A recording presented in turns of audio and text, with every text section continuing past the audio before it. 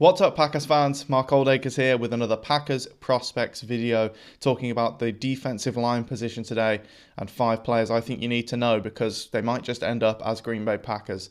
Now, before we get into the 5 players themselves, we're going to talk about kind of the general thresholds and markers that players have needed to hit to be considered a Green Bay Packer in the draft at the defensive line position, at least since Brian Gutekunst came to town.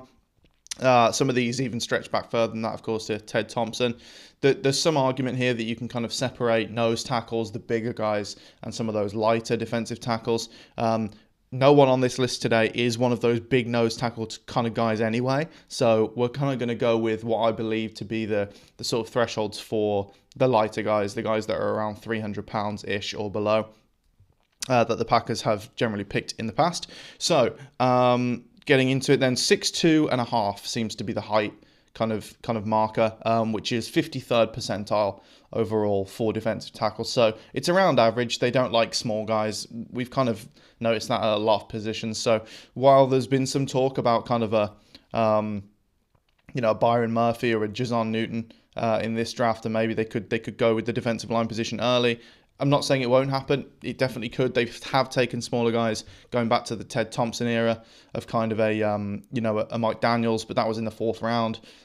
So that's, can you rely on that? Maybe, maybe not. I guess we'll see. In terms of weight, 287 pounds was the floor for this until they selected Colby Wooden last year. Now, he was 273 pounds, which is so light for a defensive lineman.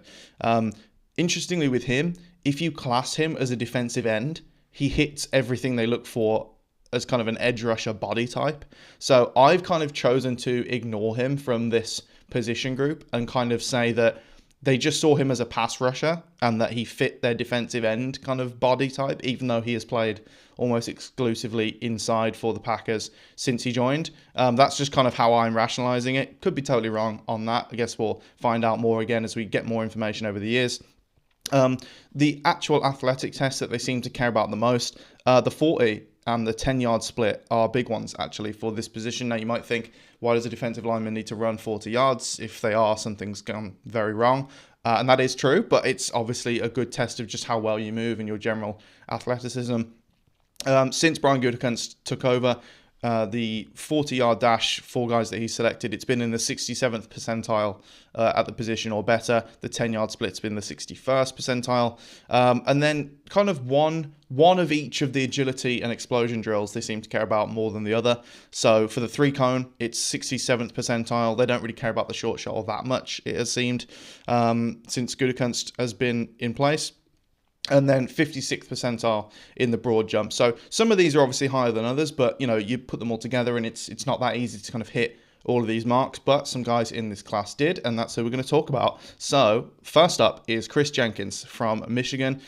This will not be a surprise name to most Packers fans. Plenty of Packers kind of bloggers out there, including myself, are very keen to see Chris Jenkins end up as a Green Bay Packer. He is 6'2" and 2/3. 299 pounds. He had an 8.99 relative athletic score after his combine testing, which featured elite speed scores rather, and great explosion scores. Overall, I think he's just a really good all-around run defender, very trustworthy. I've been banging the drum for this guy as a second-round pick for the Packers. He has some pass rush upside. You see it in little flashes, but he really didn't put that together anywhere near consistently at Michigan. He's mostly kind of a run-first player at the moment, which I personally think the Packers could use, given the current makeup of their defensive line room. He could add just a different element to them. And if you pick this guy up in the second round, it just seems like a pick you're never going to regret. He's just going to be a very good player for a long time, even if he is only defending the run.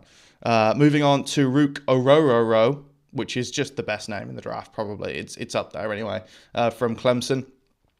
He is a big man, 6'4", 294 pounds though, so a little bit slimmer, but a tall guy. He absolutely exploded at the combine when he tested a 9.92 relative athletic score, which had elite speed explosion scores and great agility score, and even a good size score as well, even though he's kind of a little bit lighter. His tape is interesting because he's just like solid. Like there's really nothing. You keep waiting for something to jump out. And I don't mean that in a bad way. Usually you mean it in like, well, he just didn't really do anything kind of way. But it's just solid. Everything's just fine, which is good. You know, and he's still a young player. And he's not going to be probably a premium player in the draft. So you can kind of wait for that development and see if you can get even more out of him. He shows the ability in his body, of course, with that testing to do anything. He's probably not great at anything right now. So he's kind of a little bit tough to evaluate, but he's just solid, and sometimes that's good. You need those guys on your defensive line. 3rd round pick for me.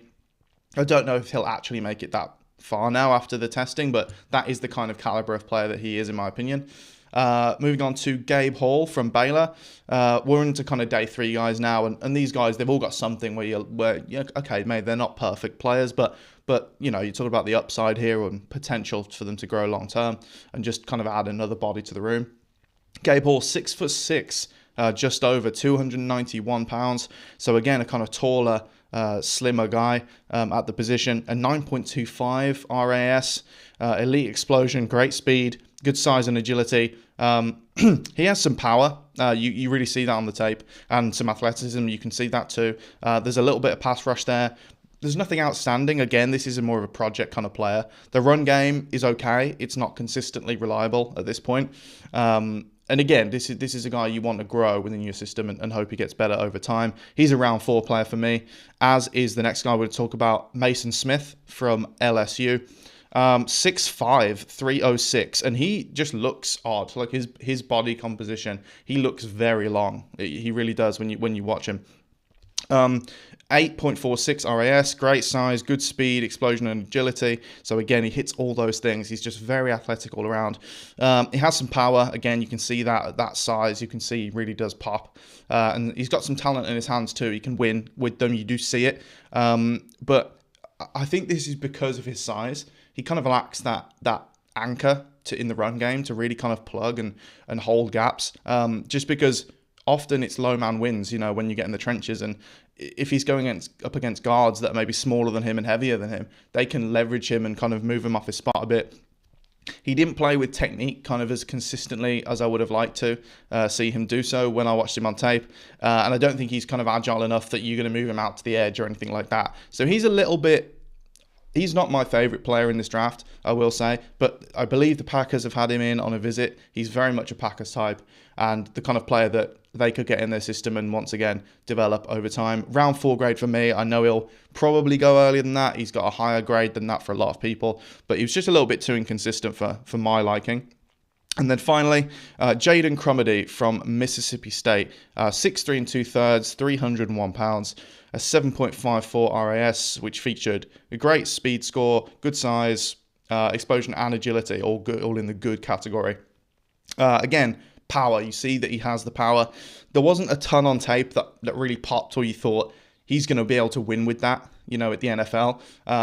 But, you know, the testing is good. It's not great, but it's good. This is more of, again, kind of a late guy. I mean, I have him as around 6th grade.